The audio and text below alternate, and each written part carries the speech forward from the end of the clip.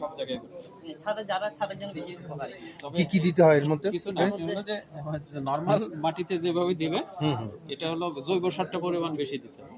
জৈব সার আর সারগুলো মিক্স করে 10 দিনের জন্য রেখে দিবেন ছাদে, আগে বস্তা রেডি করে তারপর। আচ্ছা আচ্ছা, এটাই প্রযুক্তি না? এটাই প্রযুক্তি। আচ্ছা, আপনি একটা খালি ও রোদ পালেই আপনার ওখানে ফল দেবে। বিভিন্ন ধরনের নিউট্রিশন এটার মধ্যে প্রয়োজন না? আর একদম এনভায়রনমেন্ট ফ্রেন্ডলি, ও, কোনো এখানে কীটনাশক প্রয়োগ করা হয় না, একদম দেখছেন ন্যাচারাল আচ্ছা। একদম।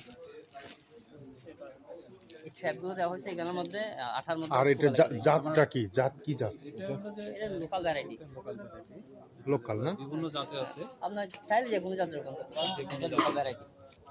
তাহলে এই প্রযুক্তি, মাটির চেয়ে এই প্রযুক্তিতে বেশি ফলন ধরে না? কারণ মাটি হলো সবসময় মানে বৃষ্টি বাদল তারপরে রোদে শুকে যায়। এটা হলো হ্যাঁ। ইন্টেনসিভ কেয়ার নেই। ইন্টেনসিভ কেয়ার হলো আপনি যা চাচ্ছেন তখন ছেড়ে দিতে হবে। আর পানি দিতে হবে কত? সকাল বিকাল? সকালে পানি দিবেন। ও, যখন লাগবে আপনি এখন দেখবেন। ইউটিউবে আপনার অনেক অনেক ভিডিও আছে। আপনি হলো যে এখন পানি ভাতের মার মিক্স করে পানি দেয়, এটা আবার বেশি নিউট্রিয়েন্ট। মাছ ধোয়া পানি দেয়, এটা খুব নিউট্রিয়েন্ট। তরকারি খোসাগুলো তরকারি কোষাগুলো রেখে এক দিন রেখে দেওয়ার পরে যখন একটু হালকা পানি- পচবে তখন উপরে ওই পানিটা দিয়ে দিন। দিলে তারপর মাটি ইয়েগুলো সেটা এখন আর রোদের প্রয়োজন হলো ওখানে প্রয়োজন না উপরে প্রয়োজন? উপরে প্রয়োজন, এখানে নিচে কোনো রোদের প্রয়োজন নাই। নিচে যত মানে ঢাকা থাকবে হ্যাঁ হ্যাঁ, তত আর্দ্রতা থাকবে ভাই, ভালো থাকবে, ভালো ফলন হবে। আচ্ছা আচ্ছা, পাতা ঠিক আছে প্রয়োজন ভাই, নেই। ধন্যবাদ আপনার সাজেশনের জন্য। এখনকার জমি লাগে না, হুম, কারণ ছাদে। আরো লোক সংখ্যা বেড়ে যাবে, তখন এই খাদ্য ঘাটতিটা কিভাবে করবে? এই টেকনোলজি করবে। হুম, হুম, 71 সনে আমাদের 7 কোটি মানুষ ছিল, হুম, হুম, কিন্তু জমি কিন্তু ওই ছিল। এখন হলো 17 কোটি 18 কোটি, কিন্তু জমি আছে বরং কমে গেছে, কিন্তু কেউ না খান থাকে না। এই আপনারা কোন সংস্থা থেকে কাজ করতেছেন? সুশীলন। সুশীলন না? আচ্ছা আচ্ছা, খুব সুন্দর সবজি বাগানটা, অল্প জায়গার মধ্যেই, অল্প জায়গার মধ্যেই সবজি সব ধরনের আছে। এখানে তো আরো হবে, এখানে হ্যাঁ।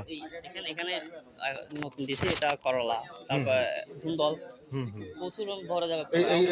এটা শাক খাওয়ার পরে আবার মনে করেন যে, এটা ক্রপ করে, এটা যদি এখন যদি 17 পাতা হয়, হ্যাঁ হ্যাঁ, 17 পাতা হওয়ার পর যদি আগাটা কেটে দিই তাহলে সেখান থেকে দুইটা বের হবে। 17 পাটা কিভাবে বুঝবো? মানে মানে এই রোপণের পর 17 পাতা। হ্যাঁ হ্যাঁ, 13 থেকে 17 পাতার ভিতর ডিপটা কেটে দিলে, হ্যাঁ। মানে মাথাটা কেটে দিলে আবার ব্রাঞ্চিং হয়। ব্রাঞ্চিং হলে ফল ধরে। মানে ওই আচ্ছা। সময় বেশি ব্রাঞ্চিং হলে এই যে স্ত্রী ফুলটা আসে না। হুম হুম হুম, বুঝছি। এখন ঠিক আরো আছে, অনেক ক্ষেত ধন্যবাদ। আছে, আরো অনেক ধরছিল। হুম এটা লাউ উঠে গেলে তারপর ঝিঙ্গা উঠবে। এটা মাত্র 1 মাস, এখন হুম, 1 মাসে বাস। এটা আসলে এদের তো প্রায় সময় নিতে চাইলে কথা বলে নিয়ে